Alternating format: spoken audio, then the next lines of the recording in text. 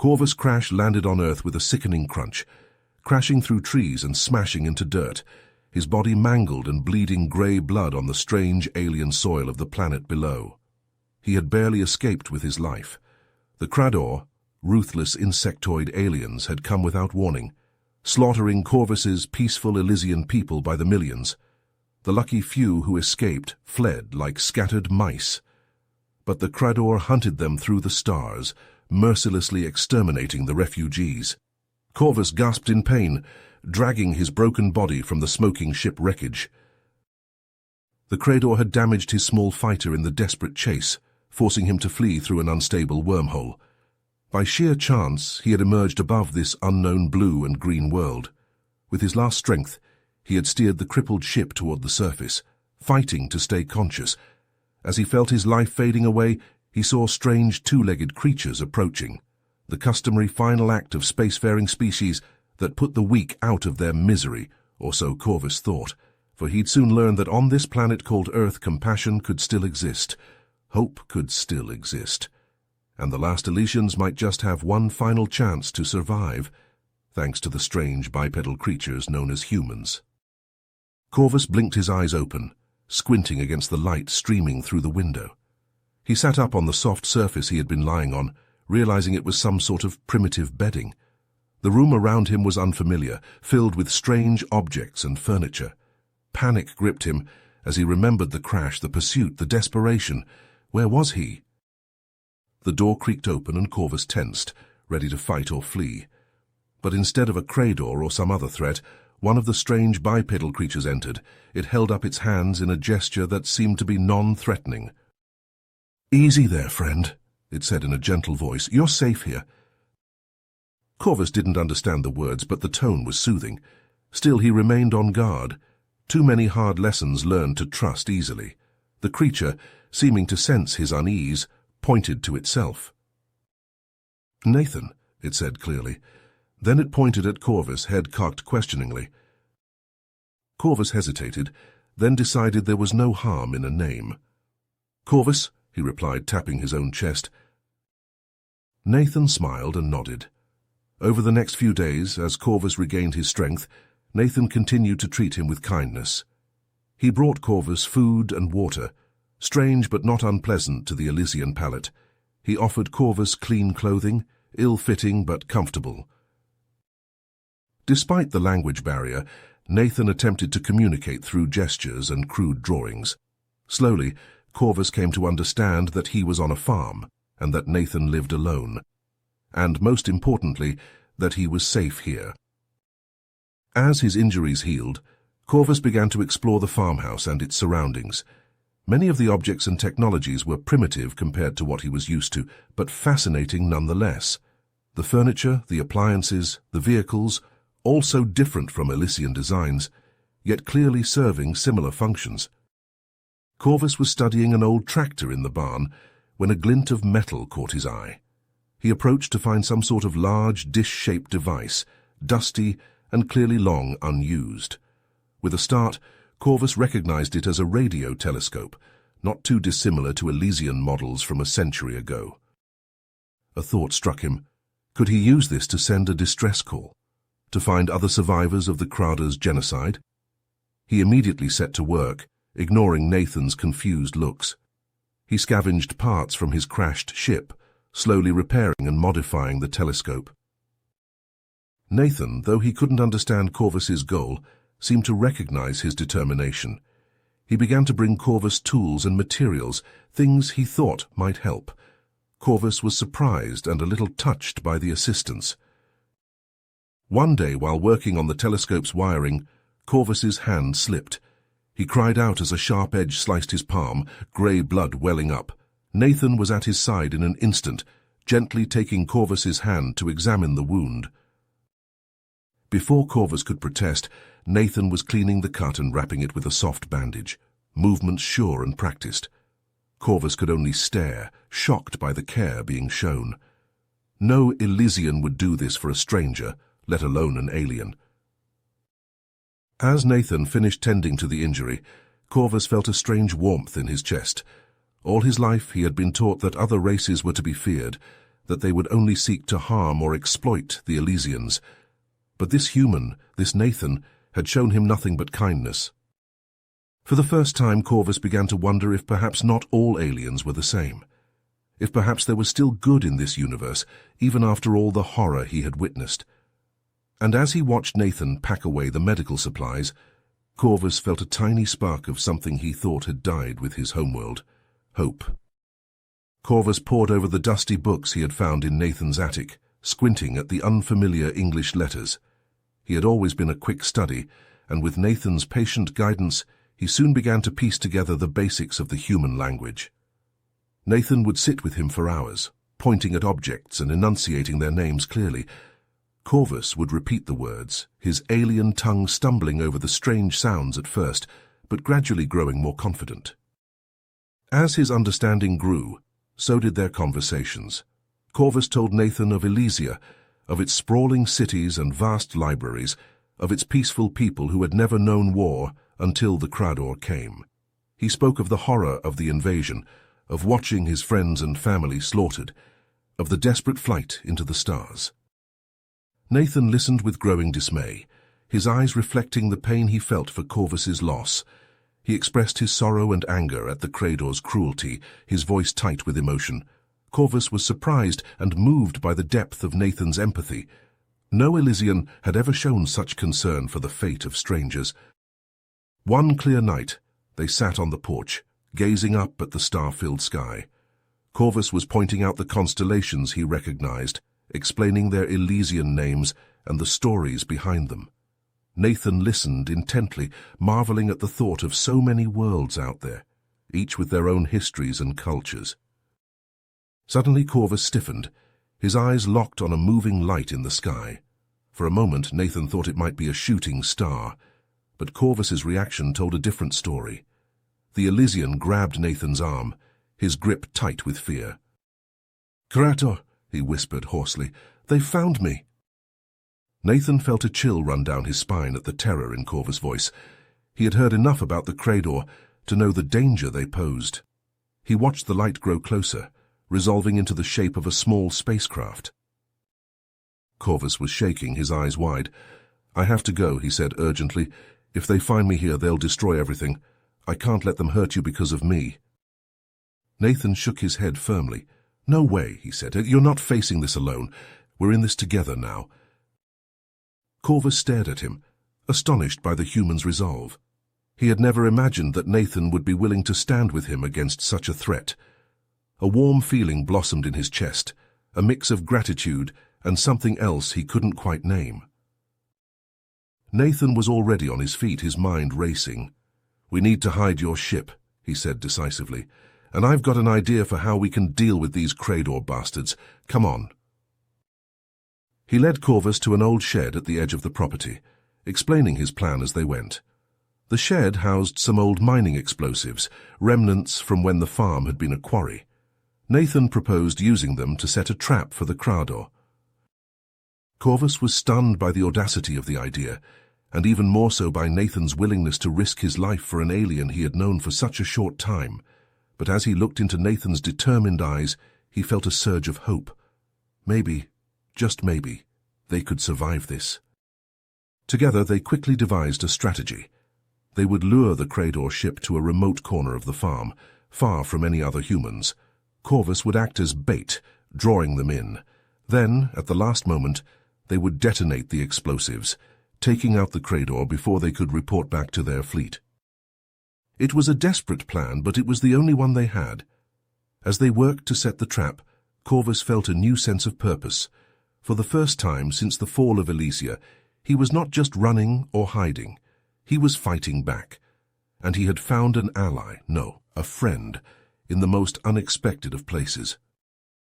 The night wind whispered through the fields as they finished their preparations, the stars glimmering coldly above. Somewhere up there, the Crador ship was searching for him. But for now, Corvus was not alone. He had Nathan by his side, and together they would face whatever came. Corvus and Nathan worked quickly, their movements urgent and focused. They hauled the old mining explosives from the shed, careful to handle them gently. Nathan led the way to the abandoned quarry, a place he knew well from his childhood explorations. They found a spot where the rock walls were already crumbling, perfect for their trap. Corvus rigged the explosives with a steady hand, his Elysian training guiding his actions. Nathan watched, impressed by his skill and precision.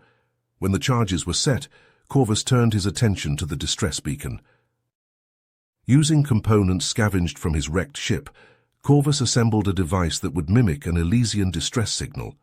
He knew the Crador would not be able to resist investigating, hoping to find more survivors to slaughter. With a grim smile, he activated the beacon and placed it near the trap. They retreated to a safe distance, crouching behind a large boulder. The night was still and quiet, the only sound the pounding of their hearts. They waited, barely daring to breathe. Minutes ticked by, each one an eternity. Then a distant hum grew louder, resolving into the unmistakable sound of a Crador ship. Corvus tensed, his hands clenching into fists. Nathan laid a steadying hand on his shoulder, a silent reassurance. The ship descended, landing heavily near the beacon. Its hatch opened and a group of Crador warriors emerged, their insectoid forms bristling with weapons. They chittered to each other in their harsh language, advancing on the beacon. Corvus and Nathan exchanged a look, a silent countdown passing between them. Then, as the Crador neared the explosives, they triggered the detonator. The night erupted in a cacophony of sound and fury. The explosives blew, sending a shockwave that knocked them back even from their sheltered position. The quarry walls collapsed, tons of rock and debris raining down on the Crador. Their shrieks were drowned out by the roar of the cave-in, their bodies buried under an avalanche of stone.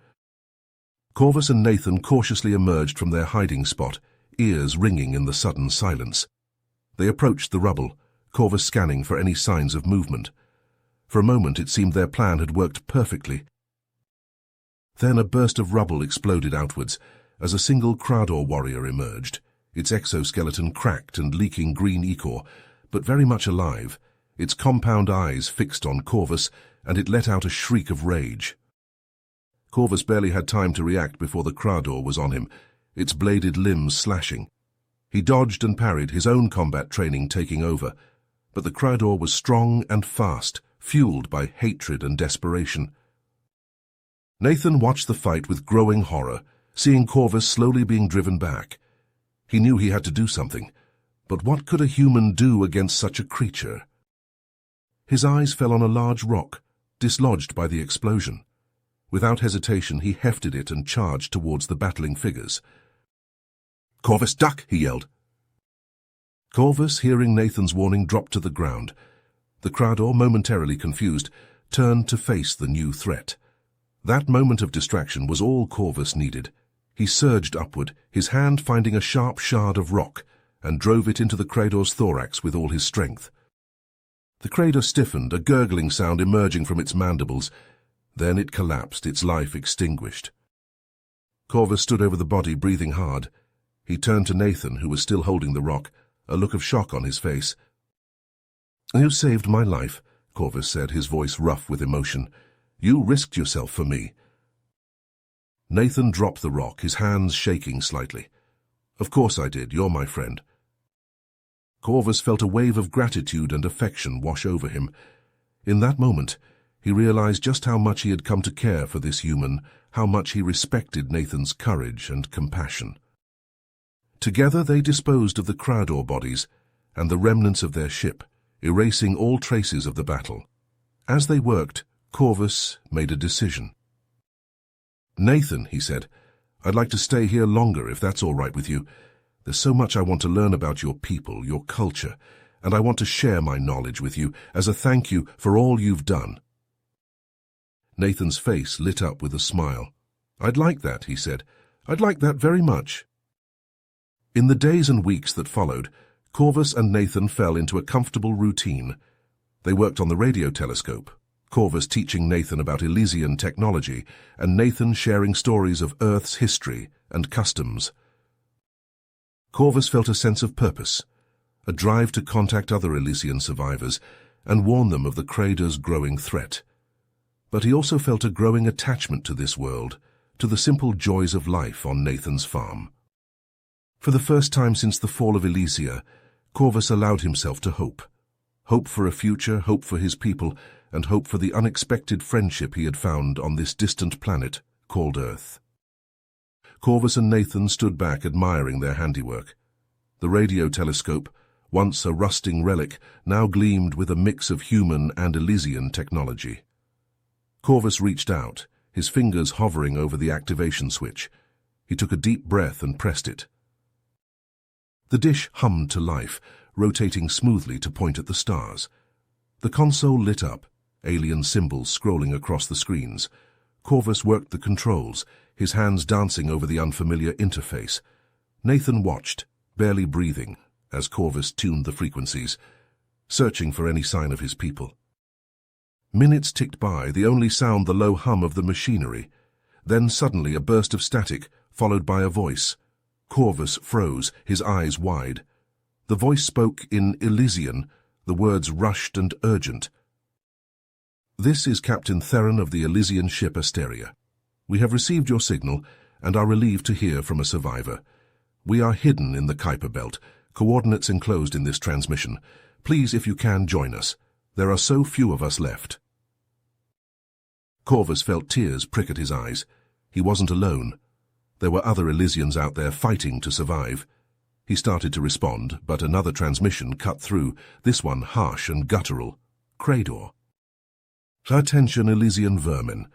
We have intercepted your transmission and traced its origin. Your pitiful hiding place is discovered. Prepare to be eradicated." The blood drained from Corvus's face. The Crador had found them. The Asteria and its crew were doomed. As if reading his thoughts, Captain Theron's voice returned, now heavy with resignation.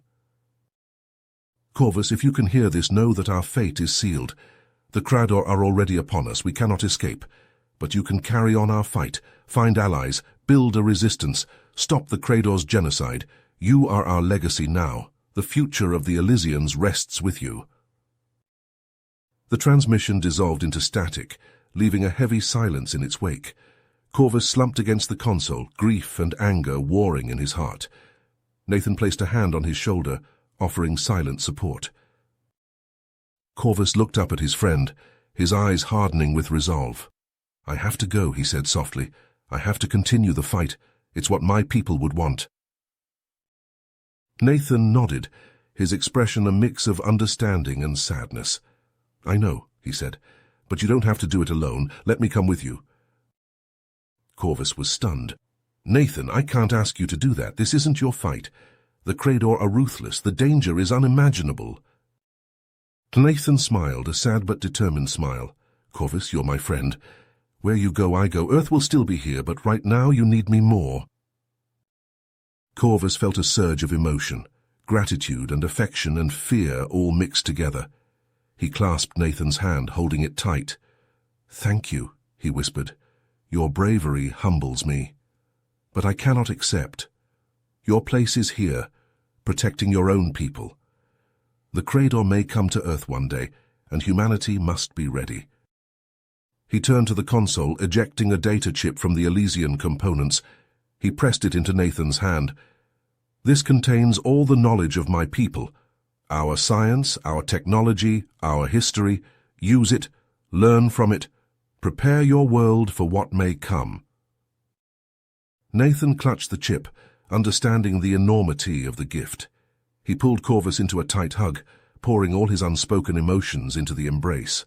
Corvus hugged him back, memorizing the feel of his friend, knowing it might be the last time. They worked through the night, preparing Corvus's ship for departure. As the sun crested the horizon, they stood on the edge of the field, the ship ready for takeoff. "I will never forget what you've done for me," Corvus said, his voice thick. "The kindness you've shown me, the bravery of humanity. I will carry it with me always. I will forge alliances, build a coalition against the Crador. And I will return, my friend. I promise." Nathan smiled through his tears. "I'll be here," he said simply. "Good luck, Corvus, and Godspeed." With a final clasp of hands, Corvus boarded his ship. The engines roared to life, the craft lifting off the ground. Nathan watched as it rose into the sky, becoming a silver dot against the blue, then vanishing into the vastness of space. Corvus set his course for the Kuiper Belt, hoping against hope that he might find survivors. But as he cleared Earth's atmosphere, his sensors blared a warning. A massive fleet of Crador ships, larger than any he had seen before, was entering the solar system. And they were heading straight for Earth. Corvus felt his blood run cold. The distress beacon, the battle in the quarry. The Crador must have traced it, followed it to Earth. He had led them here, to the one place he had found refuge, to the people who had shown him such compassion. He stared at the fleet, then back at the blue planet receding behind him. He was faced with an impossible choice: continue on his mission to rebuild the Elysian resistance, or return to Earth and stand with his friend against an overwhelming foe. He closed his eyes, the faces of the fallen Elysians flashing through his mind. Then Nathan's face, smiling and kind. He thought of the data chip, the knowledge he had passed on, the hope for a future. With a heavy heart, Corvus made his decision. He turned his ship, facing the oncoming Crador fleet. He opened a channel, broadcasting on all frequencies. "Crador fleet, this is Corvus of Elysia. I know you can hear me. I have something to say." He paused, gathering his resolve. When he spoke again, his voice was strong and clear. "I am the last of my kind. You have taken everything from me, my home, my people, my family. But you will not take Earth. You will not harm the beings who showed me kindness when I had none, who fought for me when I could not, who gave me hope when all was lost. I stand against you now, as do all free people of the galaxy. We will resist you, we will fight you, and we will defeat you. This I vow on the memory of Elysia." With that, Corvus cut the transmission. He accelerated towards the fleet, weapons charging. He knew it was a battle he could not win, but he would buy time for Nathan, for Earth. Time to prepare, to build their defenses, time for the seeds of resistance to grow. As the first Crador ships came into range, Corvus thought of Nathan standing tall and brave under the blue Earth sky. He smiled, even as the first shots rocked his ship. He may fall here, but the fight would continue. The Elysians' legacy, the humans' compassion, the hope for a free galaxy, they would live on. With a fierce cry, Corvus flew into the heart of the battle, ready to meet his fate, knowing that no matter what, his sacrifice would not be in vain. You have reached the end of the story. If you enjoyed this story and want to support us, please leave a like and subscribe to our channel, and for every comment that says 88, I will heart every single one of them. Thank you for your time.